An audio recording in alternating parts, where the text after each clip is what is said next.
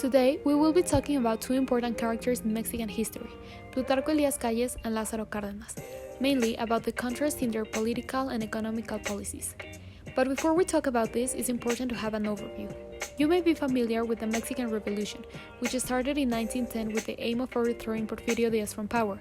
This event caused a lot of internal conflicts in the country, and even after 15 years or more, they were unable to solve them, until Plutarco Elías Calles arrived with a new idea that would represent a major change in the political system.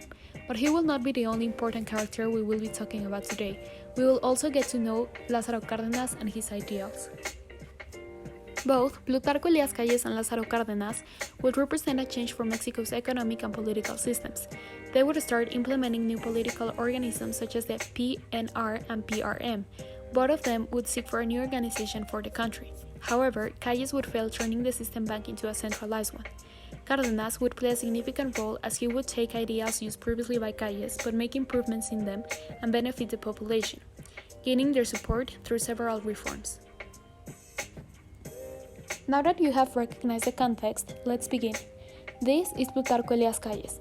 He was a Mexican politician, military man, and president from 1924 to 1928. He was also known as the maximum chief of the revolution. In 1928, Calles gave out a speech in the Congress. His speech dealt with the issues regarding the historical direction that the Mexican nation will need to take and the recommendations to continue the national reconstruction. He made reference to Obregón's death, stating that the country needed to leave behind the revolutionary period along with anarchy and crisis. He recognized that almost after 15 years of struggle in the Mexican Revolution, the country needed a change to achieve some stability. He declared that a new political organism should be created, and so he would give way to the creation of the first political party, the PNR, which initially had populist ideals. He proposed the coalition of all the revolutionary leaders and represented significant changes for the country. You'll be wondering, what did he do to the economy? Well, he was responsible for several things, like implementing new policies in the country, like the start of important infrastructure works, agrarian reforms, and the establishment of a stable currency, as well as a balanced budget for the country. Some other economic policies that were implemented by Calles included the start of important infrastructure works that not only materialized on roads but also in the hydraulic works for the field. Agrarian support was given, which orientated the financial capacity towards the sector and made possible development credits to develop production. He gave way to the expropriation of mines, and among the economic consequences after the passage of the caudillos to the emergence of the PNR, there was recognition of indigenous rights over the use of ancestral lands. Also, the state's right to expropriate land for land reform purposes was made official. He established that every citizen would be able to purchase land. Foreigners were not able to do this. He created the Bank of Mexico, which was instituted on September 1, 1925, and there was an economic arrangement with Manuel Gómez Morín, who played a significant role. He established a stable currency and a balanced budget for the country, as well as the creation of the ISR tax, which is a direct tax over profits earned. He tried to nationalize the oil industry, however, he would eventually authorize the U.S. intervention. His main objective was to liberate the country from foreign economic intervention, and he planned to do this by having a balanced budget, having a stable currency, and restoring the foreign relationship in order to pay debts. As to the political aspect, it mainly consisted in the creation of the PNR, Partido Nacional Revolucionario in Spanish, the political organism that operated in 1928 all the way to 1938, founded by Plutarco Elías Calles to create a regime based on institutions, uniting all the revolutionary actors, and it was intended to be populist and take into consideration peasants and workers. This was the main focus of the speech previously mentioned. The PNR principles basically try to achieve unity. Also, the military forces would be part of the state, and a very important part was loyalty, as everyone should remain true to the government's principles, avoiding influences from other political interests. His main objective was to liberate the country from foreign intervention.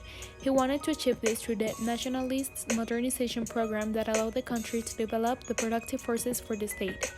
One of the most important goals was the suppression of non-re-election, and during the Callista government, other institutions created were the National Irrigation Commission and the Agricultural Cooperation Bank. Some of the laws that were implemented were the following: civil pension law, social security law for state workers, and the regulatory law of Article 27, which stated the submission of foreign companies to national courts and limiting the scope of foreign concessions. Also, the regulatory law of Article 130 that restricted religious interventions in state politics.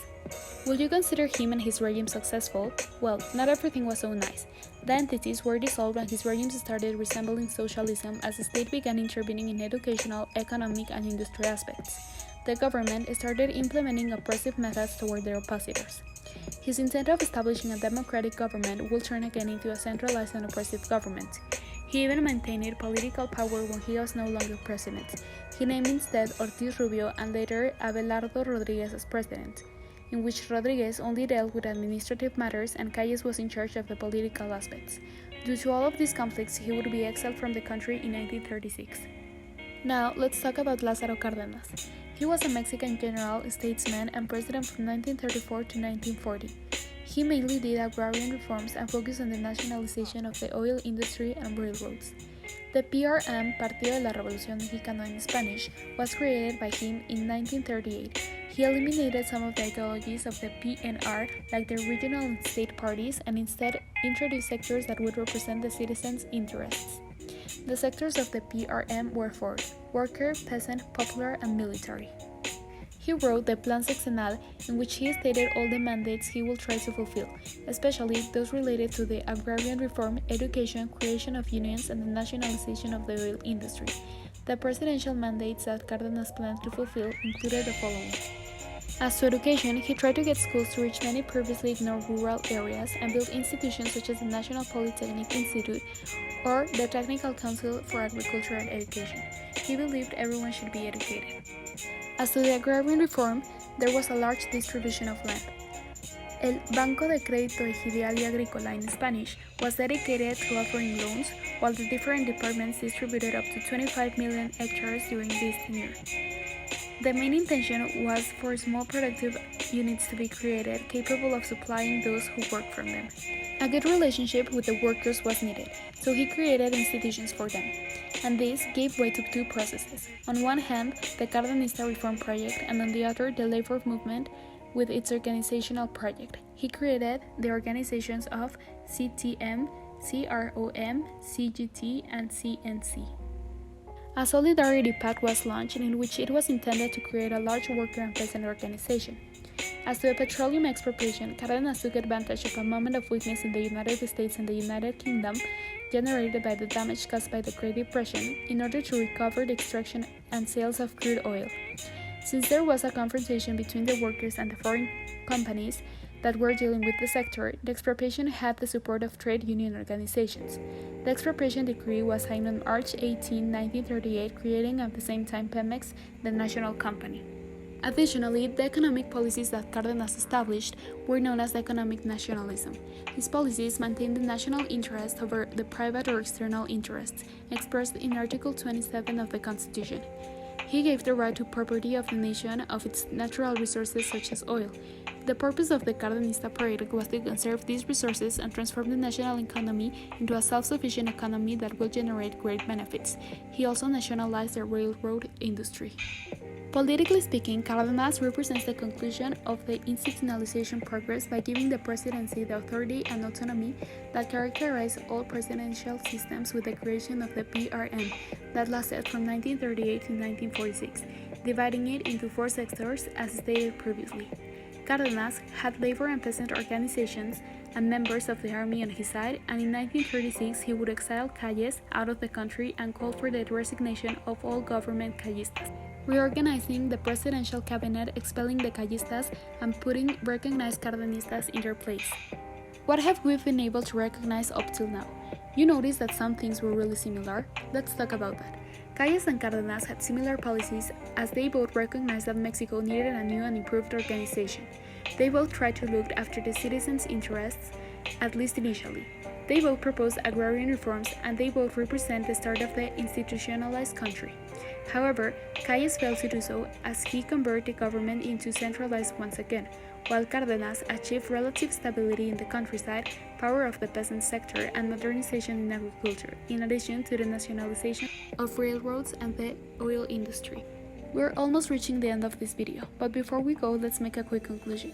Plutarco Elias Calles and Lázaro Cárdenas were two of the most significant characters in the history of our country, as their contributions can be seen even today. They were able to recognize the struggle Mexico was going through after the Mexican Revolution and came up with very intelligent ideas to solve this, like the creation of political organisms such as the PNR and PRM in order to assure democracy and a more efficient political activity. Economically, they did a lot for the workers and peasants, and for the whole country in general, as one of their main goals was to nationalize the oil industry. However, Plutarco Elias wasn't successful as he led the government to the previous authoritarian regimes the country was tired of, giving way to his exile. On the other hand, Lázaro Cárdenas did a great job with his land reforms, the improvements in education, and the nationalization of resources like oil, which is having an impact even today.